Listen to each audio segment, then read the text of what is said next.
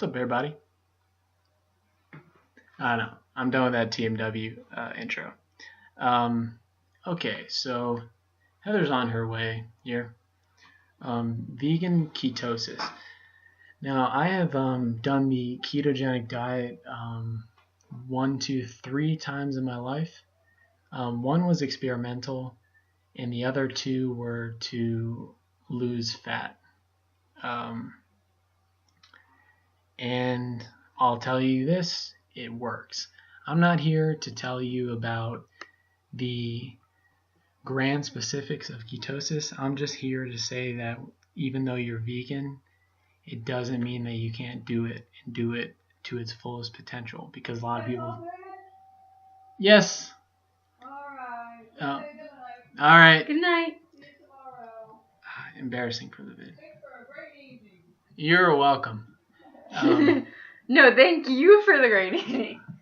Anyway, so because a lot of people think you need to pound fatty meat and bacon and cheese all the time, which, yeah, is how you do it. But there are plenty of ways staying vegan to keep that 75% fat, 5% carbs, and 20% protein ratio, wherever you want to do it. It starts at 65, but it gets more effective when it comes to 70, 75, or even 80 if you want to go extreme. Heather recently turned me on to something that would change the game if I ever want to go into ketosis again, and it is nutritional yeast. I have some of this in my pantry. It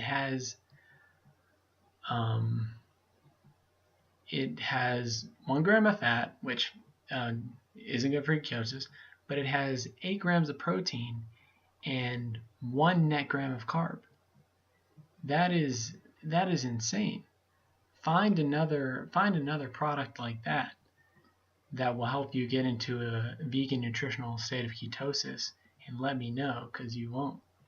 This was a crazy discovery for me. I didn't think something like that exists. So you could have a meal, let's say, what could you have? Some broccoli. You could have some, what was my train of thought here? How do vegans get their fat? Oil. Fry it up together. Yeah, avocado. And if you're lacking in protein, add the nutritional yeast. Voila! You don't need the meat or the eggs. And it is really that simple. So don't let veganism discourage your will to want to get into ketosis, because first of all, it's going to be way healthier, because it's a lot of meat you got to consume. It's a lot of dairy with a normal ketogenic diet. And with this way, it's perfectly healthy, and it's great. Now, if any of you want to comment below on what you think about long-term ketosis, I'm talking year plus, 2 years plus. Leave me know, because I'm seeing a lot of mixed things about what people think about being in a ketogenic state for that long a time.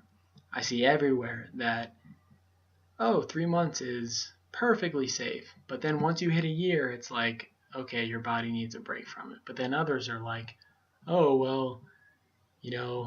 that's how they did back in the olden days, because all they had were plants and meat, and stuff like that. So if any of you have any insight on that, any strong opinions, I'd like to hear it. But vegan ketosis. What's veganase? Vegan mayonnaise together. Amazing. Or you could have Neonaise. Neonaise is another brand. Yeah, another brand, basically same thing, right? Yeah. Yeah. Also, this brand Daya makes a vegan cheese. and I think there's some other brands too. It's not cheap. It's not cheap, but it is delicious. You have to get over the fact that it's not going to taste exactly like cheese. It doesn't taste exactly like cheese, and don't try it straight out of the bag. Melt it first and pretend it's cheese, and then you will think it is cheese. Trust me, it is delicious. I made a sandwich out of it the other day, so did she. Oh my gosh. We're big fans. So if you are if you are vegan, you want to try ketosis, invest in nutritional yeast. You can buy it at H-E-B, probably Albertsons, for sure Whole Foods, maybe Walmart. It's not like a gem. It's something so hard to find, but it is something that is not always available. No, I wasn't going to say that. I was going to say people don't know about it. Like, I know a ton about food, and I had no idea about nutritional yeast. And what it is it's inactive yeast, correct?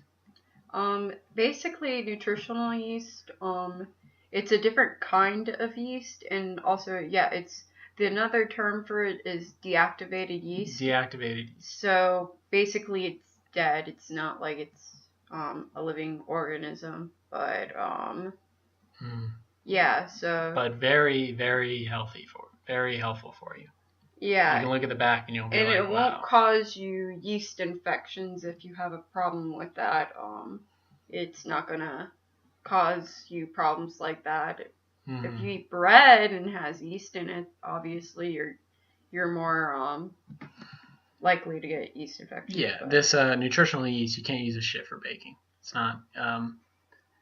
And if you are a little off topic, but if you are a vegan and you are new to nutritional yeast, for example, I didn't try it, but Heather did the other night.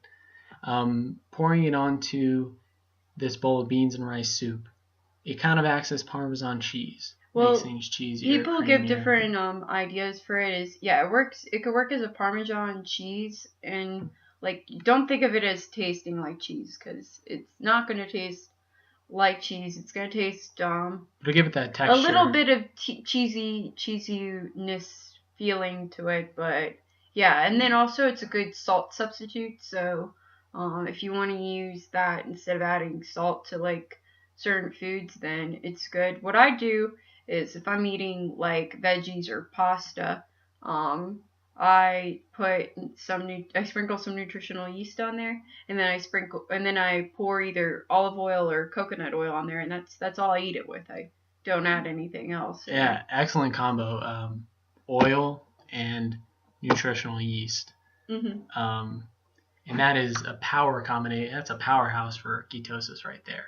So if anyone's saying vegan ketosis is hard, they just haven't done enough research, and they haven't watched this video, and they haven't seen how big my traps are. Okay. Anyway, we'll wrap this up. That's all we wanted to talk about. Peace out, YouTube. Deeks and Heather. Vegan for life.